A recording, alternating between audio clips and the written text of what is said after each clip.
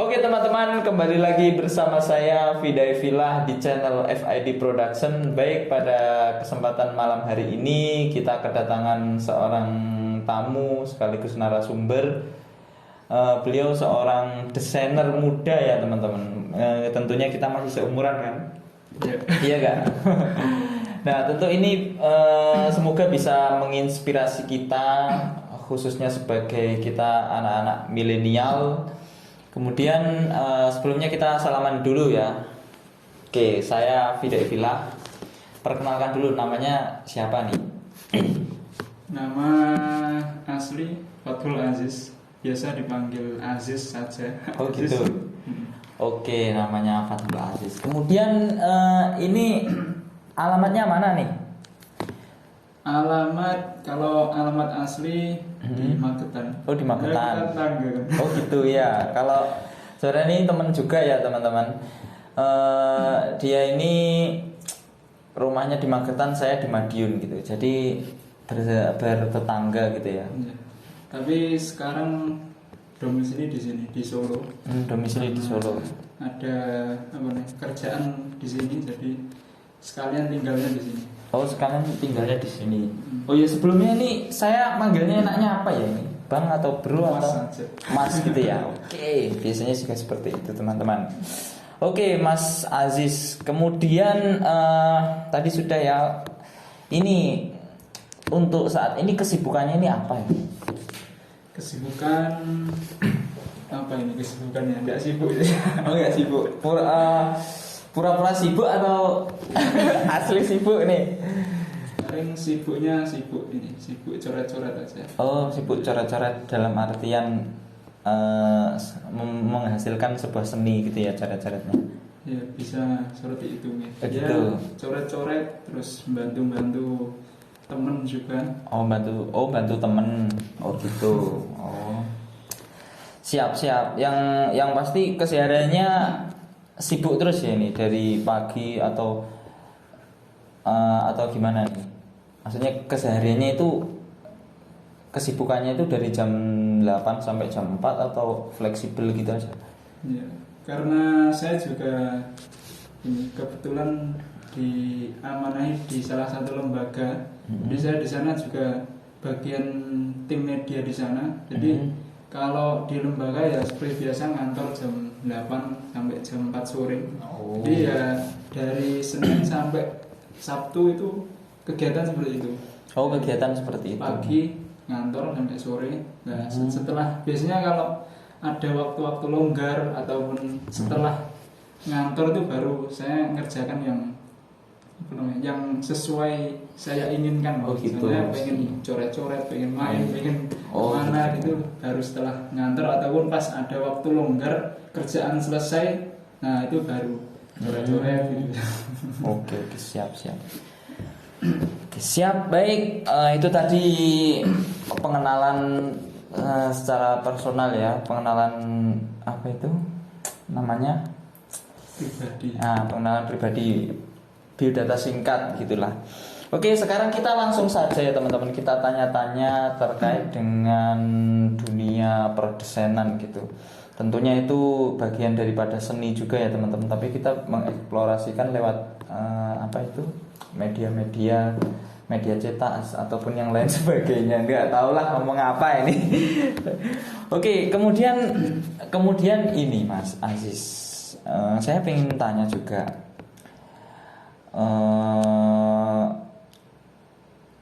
mungkin minat dan bakat Mas Aziz ini sebagai desainer ya.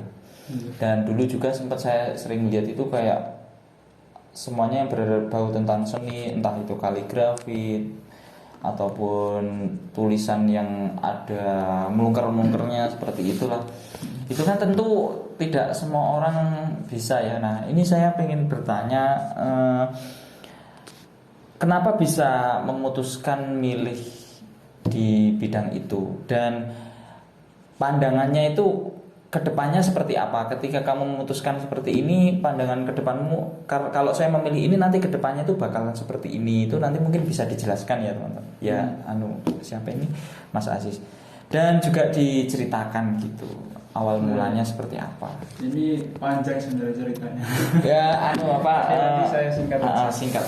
Singkat-singkatnya, kalau dari kenapa kok milih di bidang desain itu karena dulu sebenarnya dari kecil tuh seneng gambar.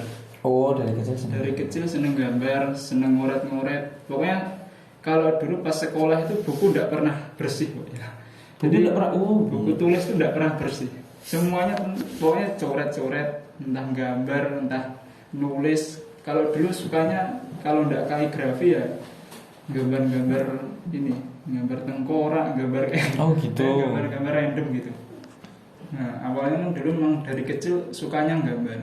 Dulu sampai pernah juara gambar, juara 2 gambar. Pas itu ini boleh nyebutkan produk nggak? Produk apa nih? Ini ada Faber-Castell. Oh iya, nggak apa-apa. Faber-Castell itu apa namanya? Kayak kunjungan gitu. Oh iya. Kayak promosikan produknya di sekolahan kami, ya di MI itu. Terus mengadakan lombanya lomba gambar sama mewarnai. Oh Nah, gitu. di situ saya alhamdulillah juara 2. Yang juara 1 sama juara 3 itu cowok. Saya cowok sendiri juara. Oh gitu. Ya dari situ semakin semangat saya. Oh gitu. Semakin semangat gambar, terus pokoknya coret-coretnya tuh tambah. Coret-coretnya tambah banyak. Oh gitu. Lagi, terus tambah SMP SMA itu ya tetap sama aja sebenarnya, cuma coret-coret di kertas aja dulu. Coret-coret di kertas. Terus belum sampai kepikiran digital itu dulu, masih belum paham sama sekali. Belum eranya milenial ya berarti dulu belum ya. Jadi masih anak-anak anak-anak 90-an tuh masih Betul. inilah tradisional. Pokoknya semuanya pakai kertas, gambar, dipajang gitu udah seneng banget dulu. Sampai SMA kelas 3. Nah itu baru mulai saya belajar digitalnya tuh baru SMA kelas 3 itu. SMA kelas 3. Berarti itu banget ya. Jauh banget ya antara SD ya.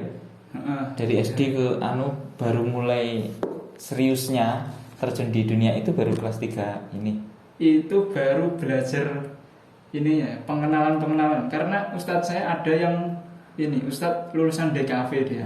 Oh gitu. Desain DKV, nah, dia paham tentang desain, paham tentang pokoknya tentang visual dia pinter gitu. Nah, kebetulan itu pas megang ujian adik kelas, jadi dipegangi komputer gitu. Kakak kelas dipegangi komputer, suruh buat soal, suruh buat. Nah itu tak buat belajar itu ya di situ.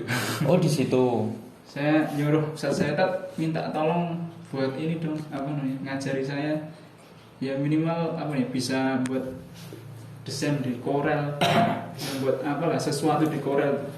Nah itu awal yang ngajari saya itu ustadz saya itu. Oh itu Awal yang ngajari saya Corel tuh ya itu ustadz saya. Diajari ya buat kotak, buat lingkaran.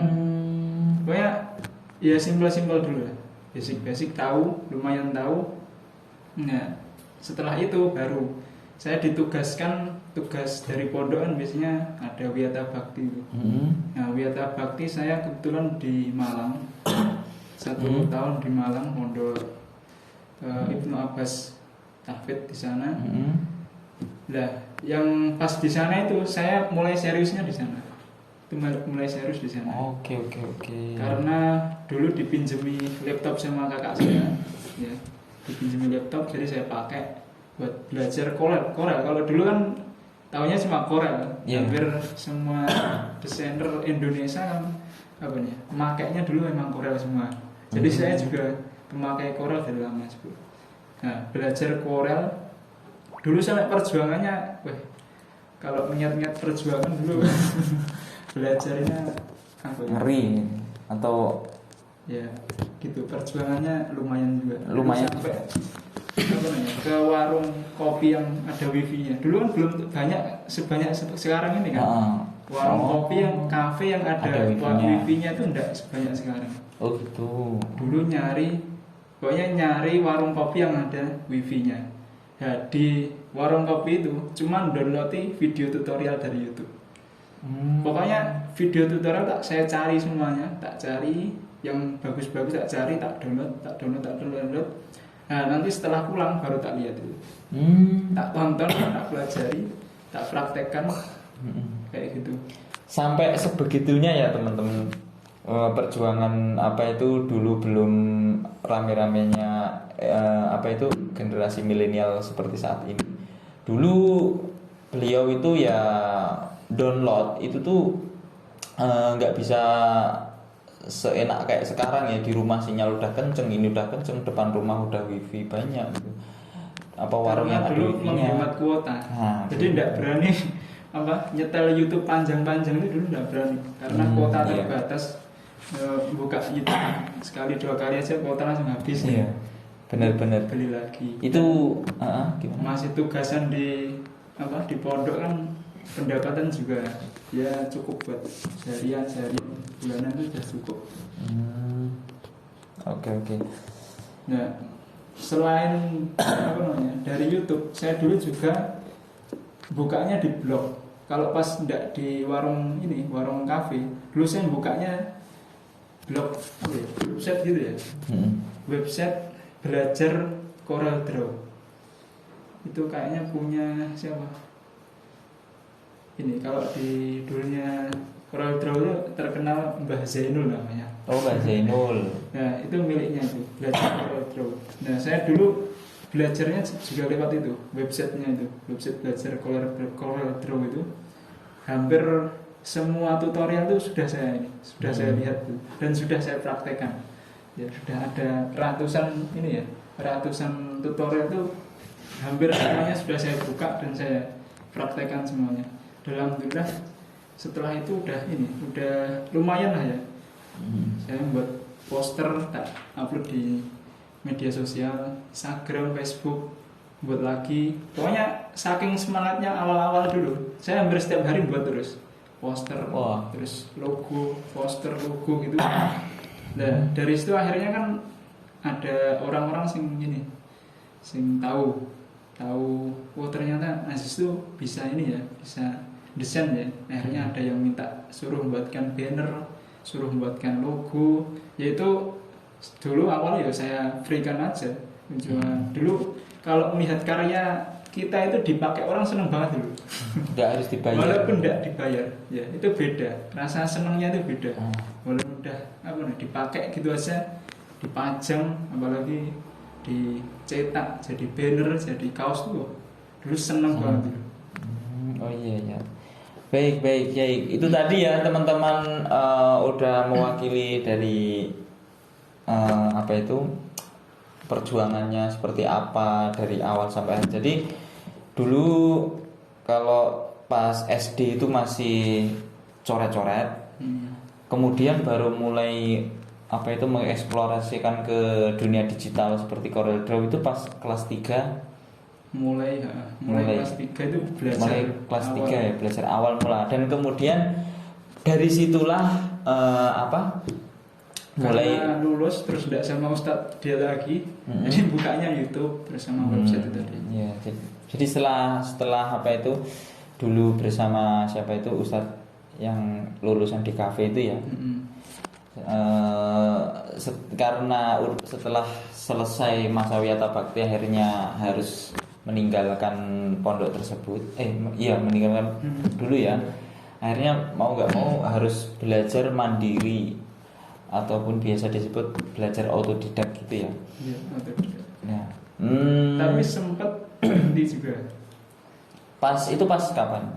Pas waktu di Malang, tempat tugas itu sempat berhenti sampai 5 bulan tuh saya sempat futur saya. Oh, karena males gitu ya. Karena namanya dulu ya, namanya awal-awal di sosial media, baru terjun di sosial media, mesti kan tidak ada yang nge-like, tidak ada yang nge-share, tidak ada yang komen, tidak ada yang lihat. Dulu awal-awal karena kayak gitu, kita nge-share tuh biar di like, biar dilihat banyak orang gitu kan. Namanya awal-awal dulu masih muda kan, apa nih, suka berkarya, terus kalau di like banyak orang kan kayak dihargai gitu. Baik, kemudian nih mungkin Mas Aziz punya ini enggak, apa itu desainan pertama kali, masih ada enggak? Kalau desain pertama kali apa ya? Masih ada? Maksudnya Udah lupa. gambar. Yang pertama yang mana itu udah lupa sebenarnya. Oh gitu. Tapi yang desain yang jadul yang menurutmu paling jelek masih ada kan? Masih. Nah nanti kita tampilkan ya teman-teman desain yang jelek itu yang jelek maksudnya yang awal mula desain itu seperti apa.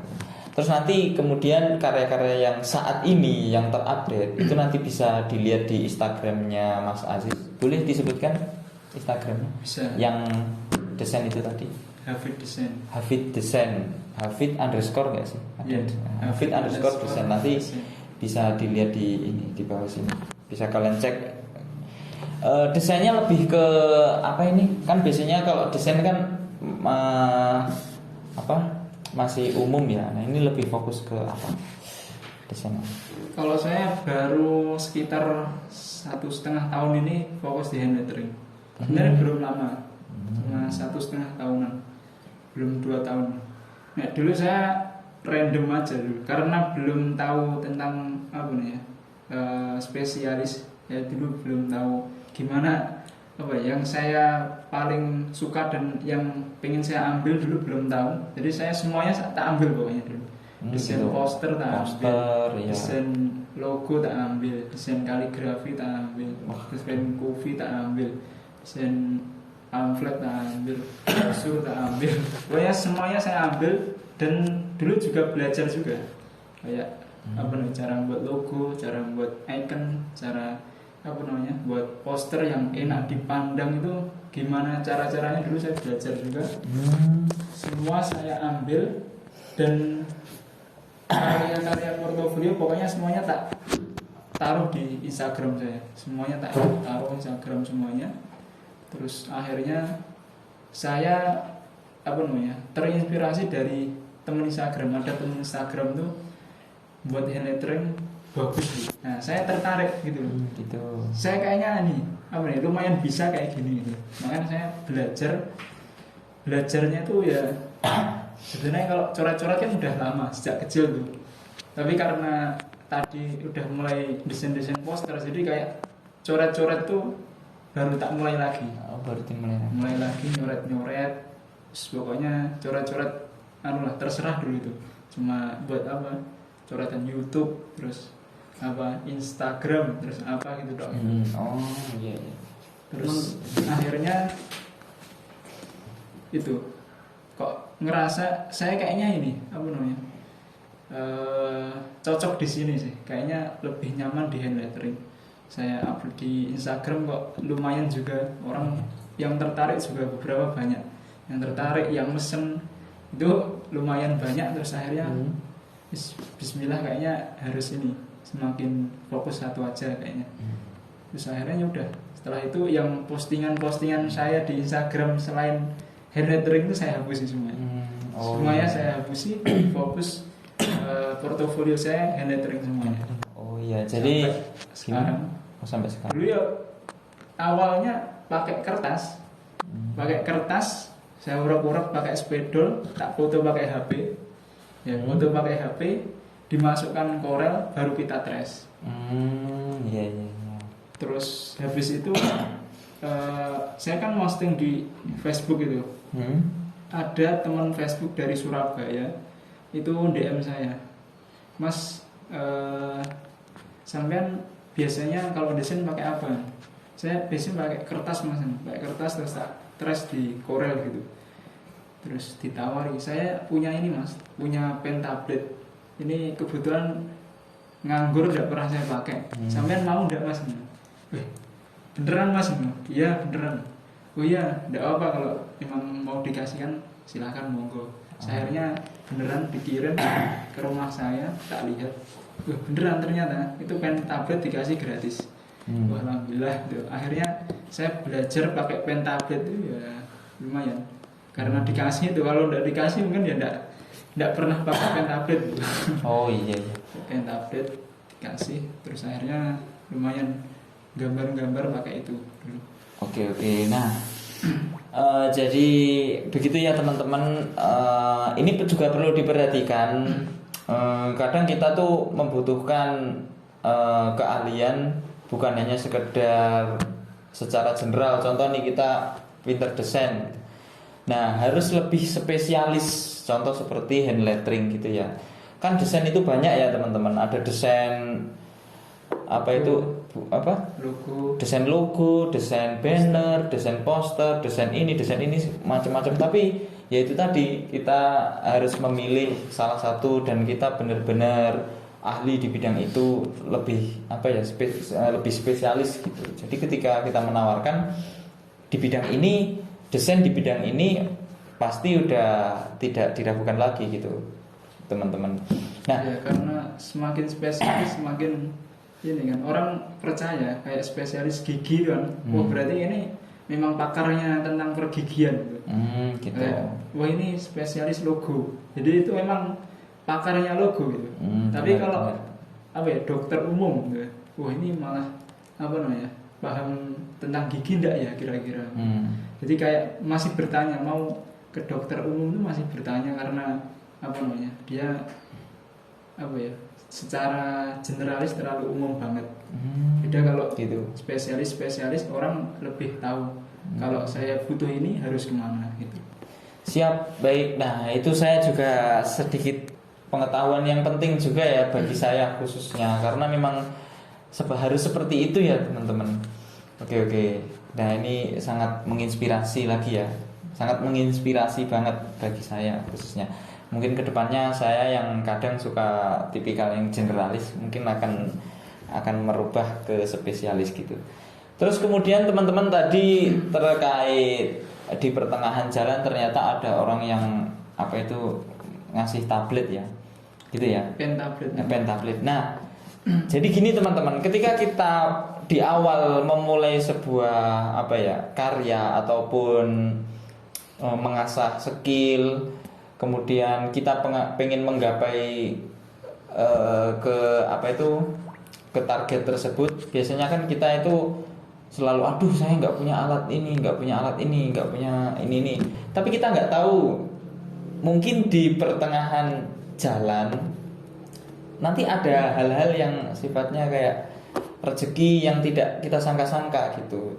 Jadi jangan langsung ketika kita aduh nggak ada modal terus nanti malas berkarya. Jadi begitu nanti nggak akan berkarya gitu. Apa adanya dijalankan dulu, nanti kalau dapat rezeki alhamdulillah, tapi kalau enggak ya kita harus berusaha sendiri gitu ya. Jadi kayak sebuah teka-teki, tapi pasti kalau menurut saya namanya apa ya, keajaiban gitu di pertengahan itu pasti ada teman-teman. Jadi kalian yang pengen memulai jangan takut duluan, fokus saja dan ini boleh diminum. Oh ya, ini silakan minum, mohon maaf tadi kalau seret-seret. Ya, ini iklan sebentar. Oke, ini jual beli akun sosmed.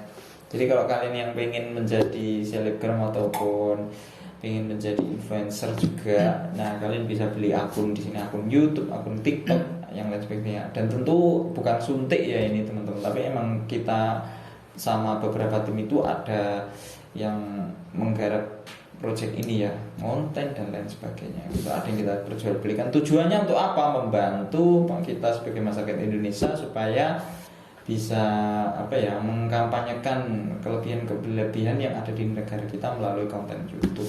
Jadi seperti itu ya teman-teman. Oke, tadi sudah cukup jelas ya.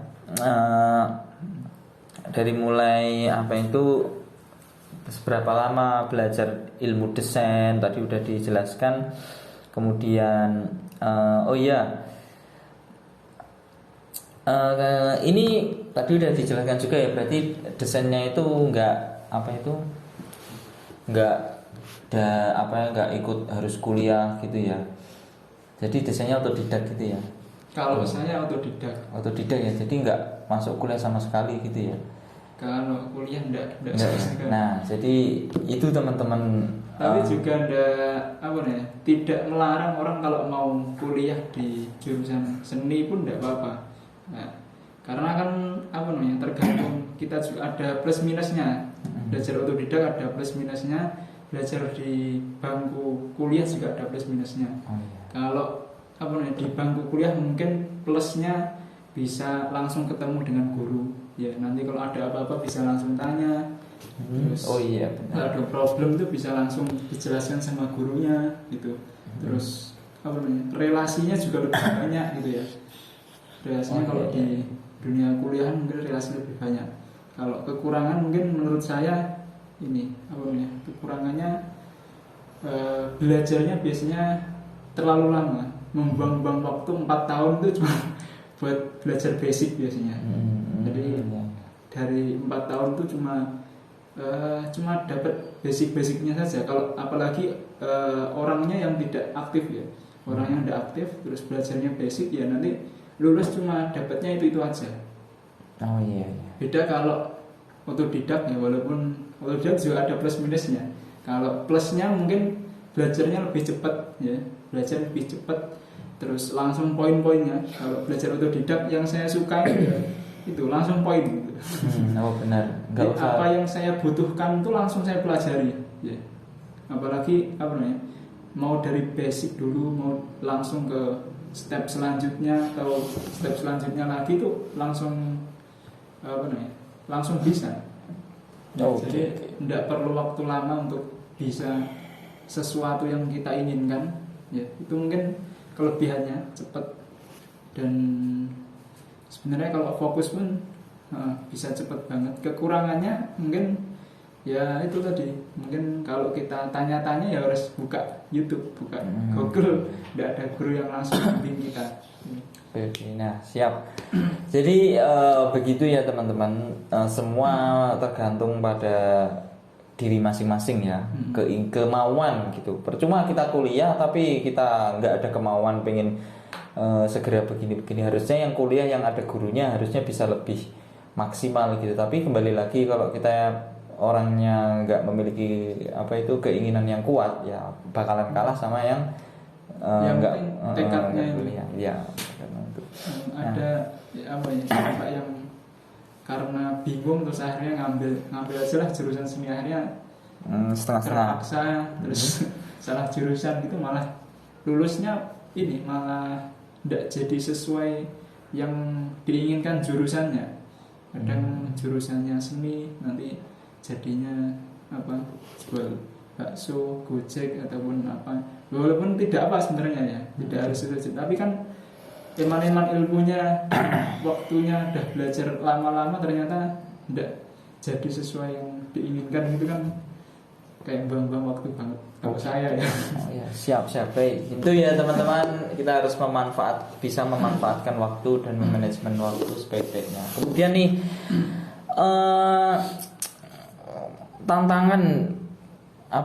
tantangan yang dihadapi ketika belajar otodidak. Oh itu tadi udah di ini ya, tantangannya yaitu tadi nggak ada atau ada yang lainnya. Tantangannya belajar otodidak itu apa? Tantangannya ini sesuka kita aja.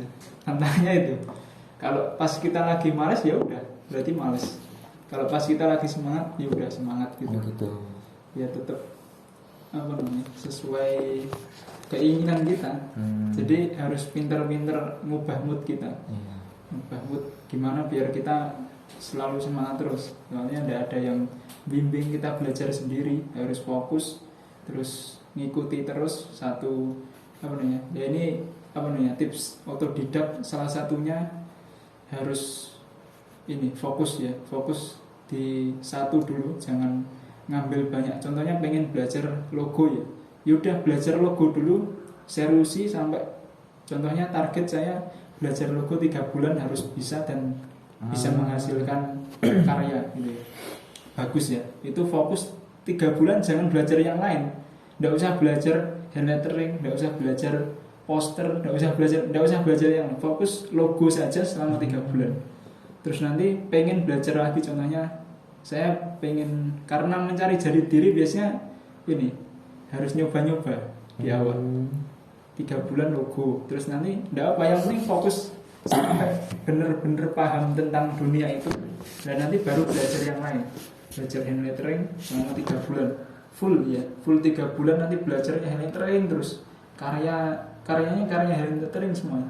Dan nanti kalau sudah menentukan feel-nya, kayaknya saya lebih suka logo, nah itu baru ketemunya di situ, karena otodidak kan yang menemukan feel-nya kita sendiri. Saya ternyata enaknya di poster, ya udah buat poster terus aja, poster terus. Yang paling susah konsistennya. Oke, siap. Harus konsisten ngupload terus karya, walaupun sehari satu. Nanti lama-lama kalau itu konsisten minimal 40 hari aja konsisten, itu bakal ngerasa terus setiap harinya ternyata poster saya hari ini lebih baik dari poster yang kemarin. Siap. Oke, siap, baik. Seperti itu ya teman-teman, kita perlu memahami terkait dengan bakat dan minat kita, dan ketika kita ingin mengasah, kita juga harus mengetahui keadaan sekitar gitu. Harus seperti apakah dan bagaimanakah saya bisa menuju target-target yang diinginkan. Baik, itu tadi teman-teman penjelasan dari narasumber kita, Mas Aziz. Jadi udah dijelaskan semuanya, lika-likunya, awal mulanya seperti apa, dari mulai terjun di mengeksplorasikan karya di digital itu mulai kapan, itu tadi udah dijelaskan ya. Nah, ini penting teman-teman, jadi motivasi kalian untuk kedepannya, khususnya di bidang desain. Dan ini juga mungkin bisa dicontohkan ya ke bakat minat yang lain. Jadi bukan hanya desain, mungkin ada yang suka olahraga badminton gitu ya, seperti itu teman-teman. Yang penting dari kita sendiri, ketika kita pengen benar-benar menjadi pemain profesional, ya kita harus mengejar mimpi-mimpi dan target-target itu gitu. Kemudian nih, nanti akan kita sambung ke podcast selanjutnya terkait dengan dunia perdesainan di video selanjutnya. Jadi nanti di video selanjutnya itu membahas tentang bagaimana caranya desain itu supaya bisa menghasilkan uang, bisa memenuhi kebutuhan kita. Kemudian bagaimana caranya mendapatkan klien dari desain gitu. Kadang kan kita hanya sekedar bisa desain, tapi kita nggak bisa nyari klien gitu. Nah, macam-macam seperti itulah. Nanti akan kita bahas di konten selanjutnya. Oke, mungkin hanya itu yang dapat kami sampaikan. Sampai berjumpa kembali di konten selanjutnya. Bye. Everybody knows that I'm breaking down. Everybody knows I ain't faking now. Everybody knows my heart's vacant now. Yeah, she hates me now, I made mistakes but now I don't ever wanna be alone. I don't really ever feel at home. On my own, in the zone, that's the only way I know. Feeling low, about to blow back up. Here I won't ever let the doubt creep in. Gotta pop a couple more aspirin. I don't think I'll ever let you in. Easier to break it off best friends. I don't really understand myself, I don't really understand.